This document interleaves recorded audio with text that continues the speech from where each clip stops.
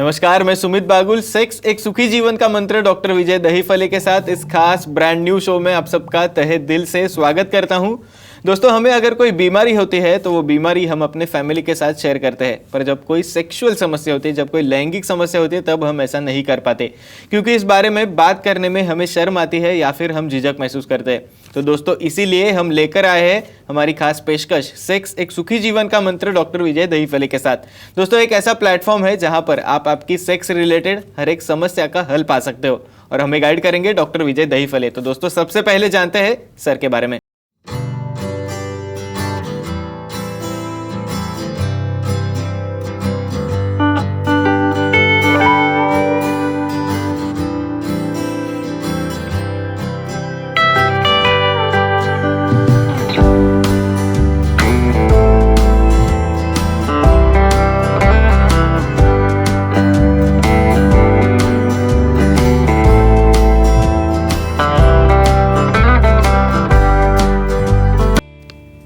चलिए दोस्तों, आपको डॉक्टर साहब के क्लिनिक्स के बारे में तो पता चल गया है, पर एक आपको चीज़ बतानी है, वो मतलब 22 तारीख को डॉक्टर साहब दिल्ली के क्लिनिक में रहने वाले हैं। तो अगर आप दिल्ली में हो और डॉक्टर साहब का कंसल्टेशन पाना चाहते हो तो आपके स्क्रीन पे जो कॉन्टैक्ट डिटेल्स है उसके जरिए डॉक्टर साहब की आप अपॉइंटमेंट ले सकते हो, और आपको वहाँ पे बहुत ही पॉजिटिव तरीके से डॉक्टर साहब का कंसल्टेशन ज़रूर हासिल होगा।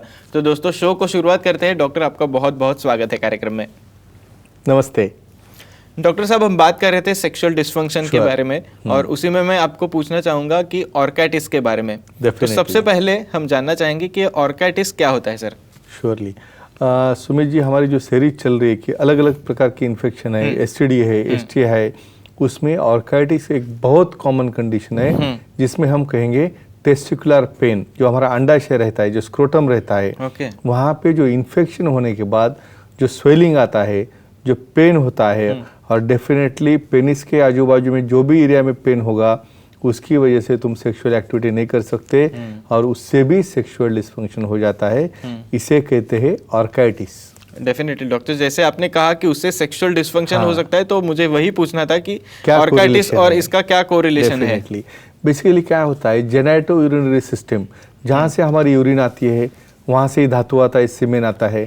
तो बहुत बार कुछ कारणवश एक दूसरे का क्रॉस इन्फेक्शन होता है, और वीर्य नलिका से वही इन्फेक्शन हमारे अंडाशय में, टेस्टिस में जाता है, वहाँ पे स्वेलिंग आता है, पेन होता है। बहुत बार उसके बाजू में कुछ कलेक्शन भी हो गया।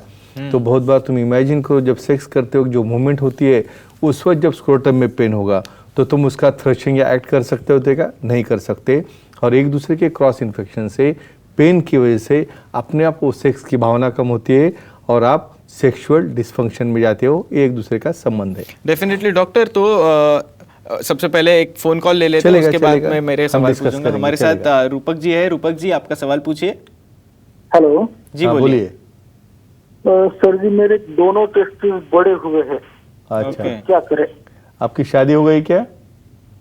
हाँ, शादी हो गई। अच्छा, ओके। इम्पोर्टेंट सवाल मैंने क्यों पूछा, सेक्सुअल कांटेक्ट होने के बाद में जो कोई इन्फेक्शन पार्टनर से जाता है तो दोनों टेस्टिस में स्वेलिंग आता है, उसे कहते हैं ऑर्काइटिस। लेकिन हमें कुछ सोनोग्राफी या कुछ टेस्ट करके उसको डिफरेंशिएट करना है। बहुत बार हाइड्रोसिल होता है जिसके अंदर पानी भरता है, बहुत बार इपिडिडिमाइटिस यानी जो वीर्य नलिका है उसका इन्फेक्शन होता है, या बहुत बार टेस्टिकुलर ट्यूमर या कैंसर भी रह सकता है। इसलिए हमें इसको केयरफुली देखना है। इन्होंने विशेषज्ञ जो सेक्सोलॉजिस्ट, एंड्रोलॉजिस्ट और यूरोलॉजिस्ट है, उन्हें दिखा के ओपिनियन लेके उसकी ट्रीटमेंट करनी चाहिए।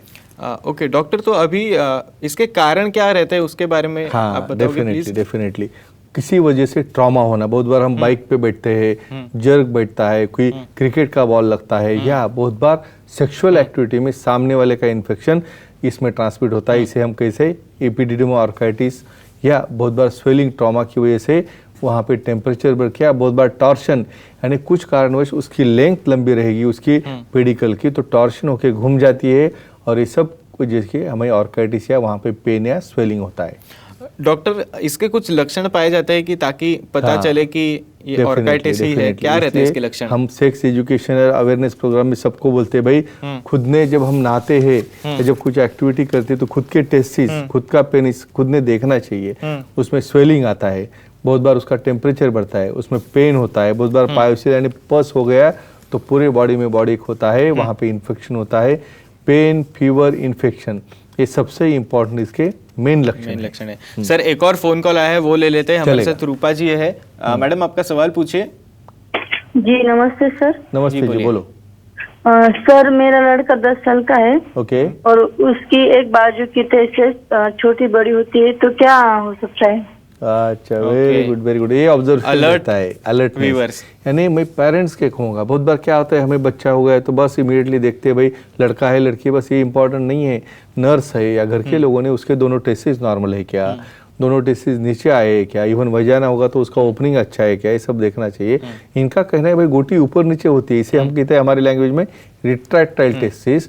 ऐसे केसेस में बहुत बार हर्निया रहता है या बहुत बार अनडिसेंडेड टेस्टिस रहती है, तो इन्होंने विशेषज्ञ को दिखा के उसमें जो रिपेयर है, ऑर्कियोपेक्सी है या कोई हर्निया, फ्लूइड हर्निया का रिपेयर है, ये सब हम कर सकते हैं। तो इन्होंने सेक्सोलॉजिस्ट, एंड्रोलॉजिस्ट और यूरोलॉजिस्ट से मिलके प्रॉपर सोनोग्राफी या एग्जामिनेशन करके इसका निदान करना चाहिए और उसकी सर्जिकल ट्रीटमेंट जो लगनी है वो हम कर सकते हैं।